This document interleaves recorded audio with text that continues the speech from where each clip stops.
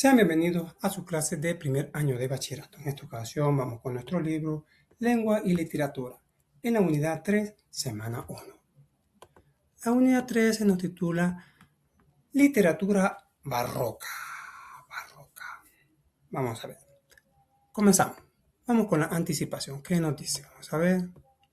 Tenemos aquí. Nos dice...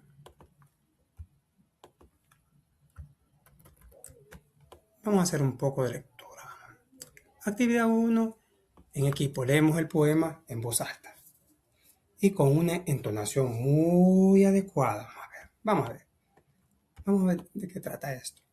Dice, esta fuente me habla, así se titula, mas no entiendo.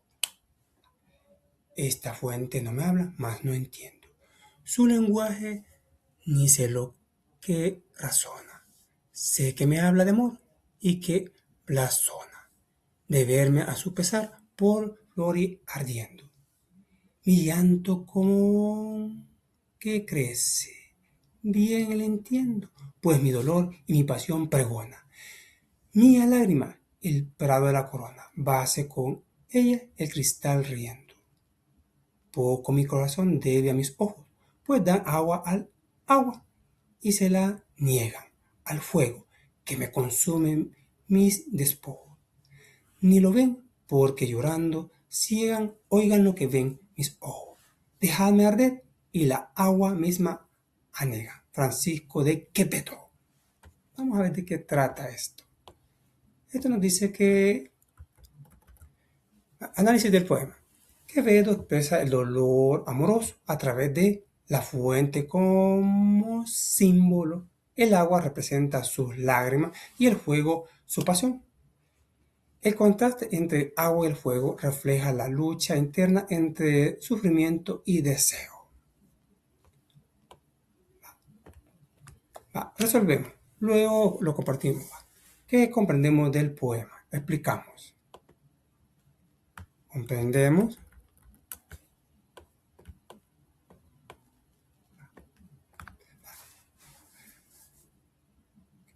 ¿Qué comprendemos del poema? Explicamos. El poema trata del amor no correspondido y del dolor que provoca. ¿Por qué el autor utiliza palabras poco comunes?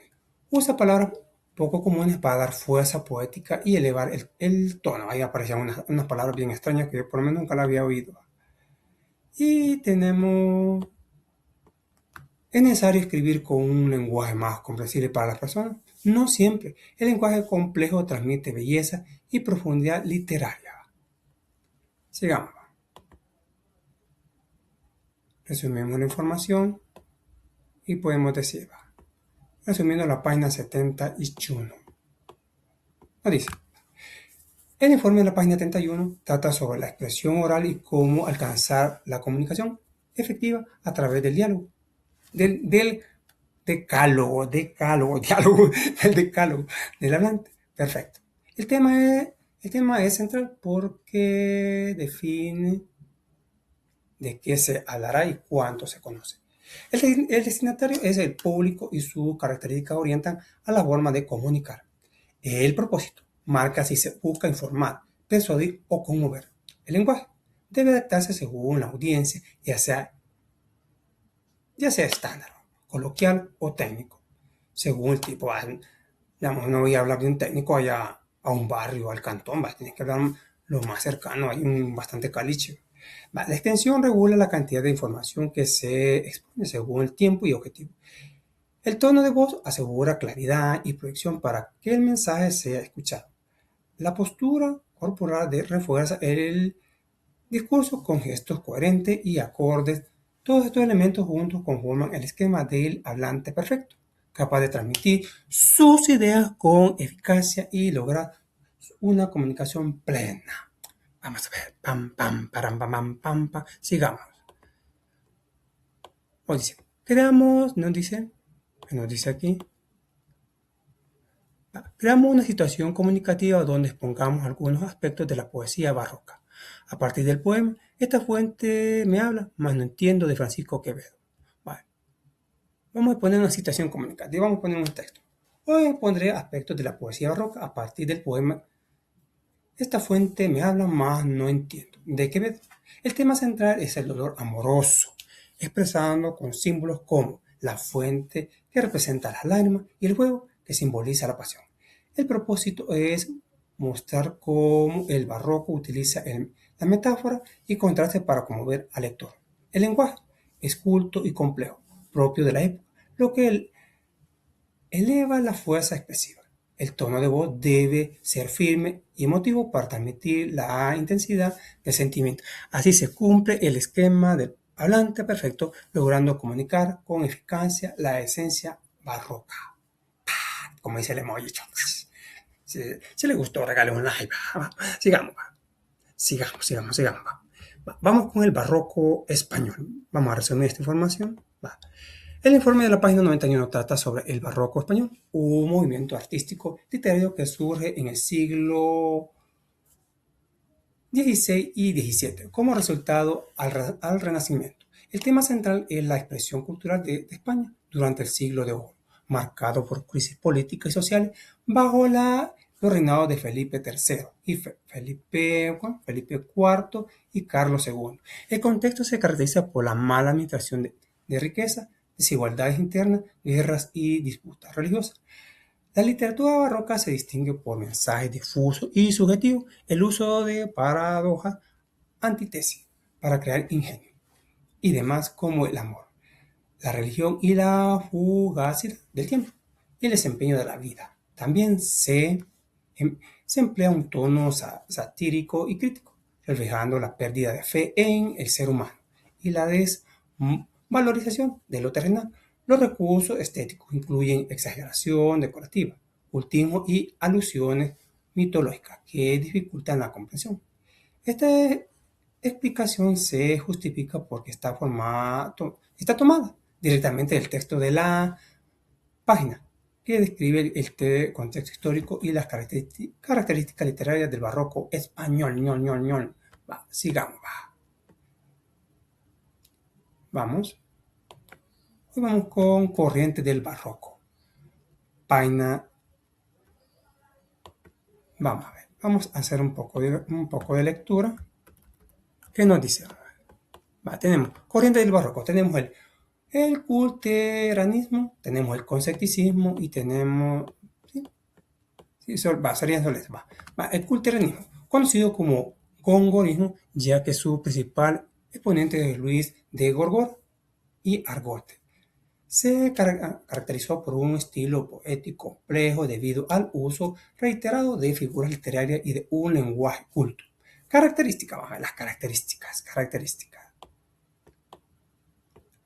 Se concentra en la forma o estructura, potencia lo expresivo en la artificialidad, se aleja de la lengua común, utiliza versos con mayor complejidad sintáctica y léxica. El concepticismo se caracterizó por ser un estilo puntual, preciso y con muchos juegos de palabras y mentales, juego de palabras y mental. Luego conceptista se enfocaban en la inteligencia y la posibilidad de que les ofrecía el uso figurado del lenguaje. Característica. Se concentra en el contenido. Oscurece la idea central del texto. La estructura de los versos es más sencilla en sintáctico, pero los contextos son más complejos en el mensaje. Se da mucho valor a la correspondencia entre las ideas del texto. Escribimos un comentario sobre las corrientes del barroco. Eso lo vamos a ver por último.